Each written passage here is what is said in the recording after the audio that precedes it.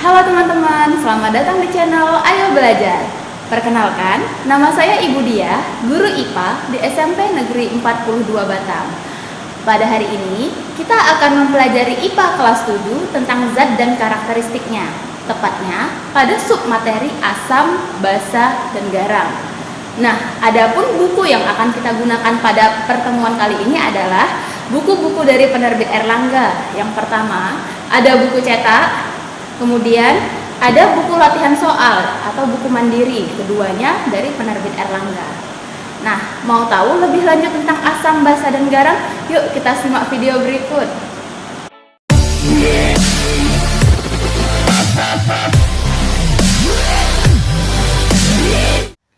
Adapun tujuan pembelajaran dari video kali ini adalah peserta didik mampu mengidentifikasi asam, basa, dan garam.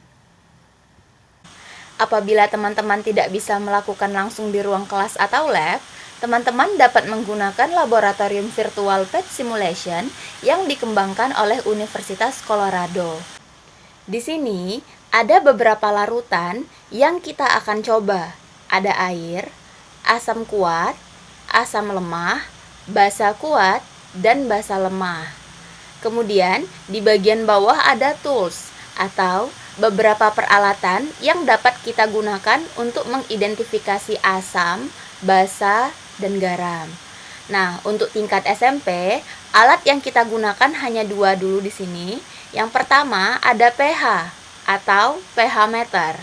Nanti pH meter ini tinggal kita celupkan saja ke dalam larutan, kemudian muncul angkanya. Peralatan yang kedua adalah kertas lakmus. Kertas lakmus apabila dicelupkan ke dalam larutan akan memberikan hasil warna yang berbeda tergantung jenis larutannya. Nah, di sini juga dilengkapi oleh rentang pH atau rentang derajat keasaman dari skala 0 sampai dengan 14. Langsung saja kita menghitung nilai pH dari masing-masing larutan menggunakan indikator pH meter. Yang pertama larutannya adalah air, kita celupkan pH meternya, diperoleh nilai 7. Kemudian, untuk larutan asam kuat pH-nya 2, asam lemah pH-nya 4,5, basa kuat pH 12, dan basa lemah pH-nya 9,5. Sekarang, kita coba lagi menghitung pH berdasarkan kertas lakmus. Dimulai dari larutan air menggunakan kertas lakmus. Celupkan kertas lakmus, kemudian angkat. Sesuaikan warnanya dengan rentang pH. Berdasarkan uji kertas lakmus, pH air adalah 7. Kemudian kita ganti dengan asam kuat, kita celupkan keseluruhannya. Kemudian kita sesuaikan dengan rentang pH di atas. Warna yang sesuai adalah 2. Kemudian kita ganti dengan asam lemah. Kita celupkan keseluruhannya, kemudian angkat. Nah, di sini kira-kira antara 4 sampai 5. Kita buat di sini 5. Kemudian basa kuat, kita celupkan keseluruhan kertas lakmus, kemudian angkat. Sesuaikan. Di sini warna yang sesuai menunjukkan angka 12. Kemudian basa lemah, celupkan keseluruhan kertas lakmus, kemudian angkat.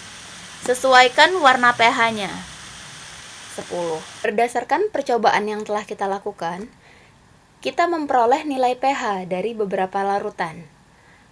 Nilai pH dapat berkisar di antara 1 hingga dengan 14.